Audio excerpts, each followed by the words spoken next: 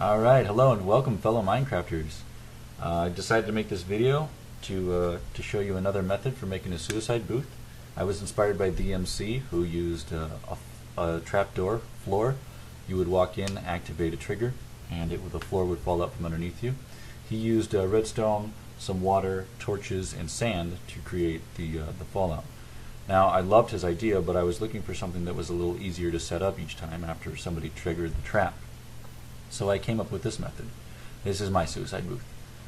So you walk inside, activate the trigger, you turn around, you can't get out because the door is iron, and then all of a sudden the booth fills with lava, and you can try to get out, but obviously you won't have time before you die.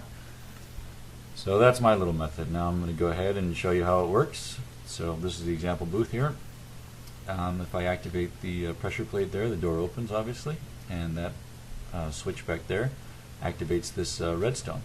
This redstone traverses up on top of the building and activates this lava flow. Now the redstone right now is holding back the lava flow, much like TheeMC's water, but once you activate that switch, it releases the lava, which then falls into the house and subsequently kills you. Now if you don't know how that switch works, I got a little example shown up, made up here so that you can see how the vertical traversal works. So that the switch is in the off position now, providing true input to this redstone. This redstone is providing false input to that, which is providing true input there. So if I hit this switch, it's just going to reverse it. Oh, it of course. Wait, yes, it did work. Sorry. Okay, so so obviously that sends the signal up on top of the roof. So that's how that works. Pretty easy to set up. So this, just imagine, this is inside of the room there. Now, keep in mind, TheeMC's booths are a little bit less expensive. As you can see, there's quite a bit of obsidian here. I believe it's 23, and you of course need one lava. And then to make this traversal, you need 5 redstone and 2 redstone torches. But luckily, the maintenance with regards to this setup is a lot less. So if I go over here and activate this switch, you'll see that the lava is going to fall down and fill the room. Well, luckily, all you need is some dirt. Go up here on top of your building. You can set yourself up a ladder or something. Put in 2 dirt. I don't know if you could tell, but I put one right below this one as well.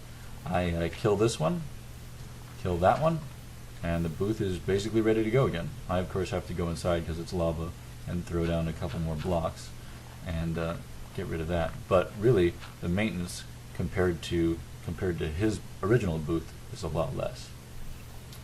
Anyways, I know most of you will want to use this for griefing as opposed to a suicide booth, because let's be honest, who really wants to kill themselves in Minecraft? So I've set up this other little demo here. It takes a lot more obsidian, but it works. It's pretty effective. So I put a little sign on the door that says free diamond tools, take only what you need. So my friends are pretty greedy, and they'd run in and run to this chest and start grabbing all these diamond tools out of the chest.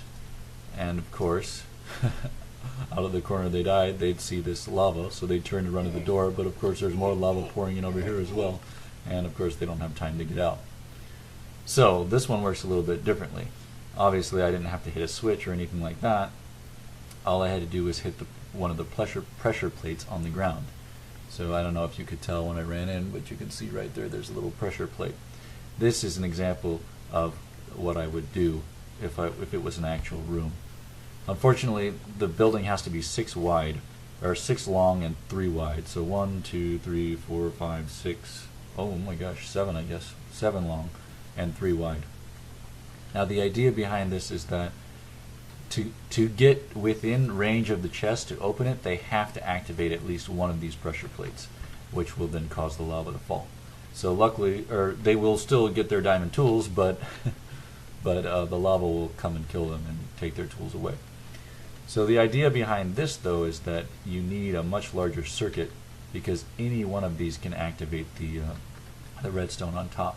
Now the point of this little silly checkerboard idea is to prevent a player from realizing, oh, there's a bunch of pressure plates on the ground, maybe I might activate one of them, and to draw their attention away. Sometimes I put pictures on the wall, whatever. Now one thing to keep in mind is that this first pressure plate has to be farther away than the first block. You can't put it here because if you do, it'll open the door and then they can just run out after they grab their tools. Unfortunately, you have to place it at least one away. That way, if it's here, it won't activate the door. Anyways, I'll go ahead and show you the circuit that I've set up below the floor. So basically, I just have a bunch of redstone connected to one another, and that activates the same traversal I had on the other system. Now, this particular building differs only insofar as it has 2 lava flows as opposed to 1. So I run one redstone there, and I run another redstone here. But they both come off the same little torch. And of course, this is going to be pretty obvious, so you'd have to fill it in and make it less conspicuous to potential victims. But it works pretty well. Anyways, one other thing I want to show you is my method for detecting whether somebody has activated my my switch or not. So what I have here is a little example set up. If you're like me and you play on the same server for quite some time, you will have built a house or something, and you will want to. You'll go there to sleep and whatnot and that kind of thing. So it's a place you visit often. I don't want to stand around and watch and wait for people to come into my booths and kill themselves, and then have to check periodically. Oh, is it time to reset it or not? So I've set up this little system. Same idea as the lava, except it's water. Now you're thinking, well, okay, what the heck is that going to do? Well, oftentimes, if you have your house on an SMP server or something, you'll have several layers or floors. You know, you might have your bed and a picture of your ex-girlfriend, and so you'll want to be able to check on your booths. So what I have set up here is anytime anybody activates one of the booths, it will also activate one of these waterfalls. So let me show you. I'll run back outside, activate my little example booth button. There we go, and so it's active, and that will have sent the thing to kill, sent the signal to kill somebody, and it will also send the signal to my little room down here that, oh my God, the example booth has been triggered. So now I'll know, okay, I've got to go reset the example booth for the next person. So it's just a cool little idea if you don't want to stand around and wait or have to go check on a regular basis. That way, when you go into your house to go to sleep, all you have to do is look over and see if any of your waterfalls have been triggered. Now, obviously, you don't want to run it along the ground like this because people are going to walk by and hit it and take your redstone or whatever. So you want to hide it underground. But typically, works pretty well. All right, that's about it for my video. If you have any questions or comments, feel free to leave them. Be more than happy to answer any questions you have about the lava. It actually took me a little while to figure that one out. The water works a little bit differently, but the lava is generally the same concept. But yeah, like I said, if you have any questions, comments, feel free to leave them. All right, have a great day. Thanks.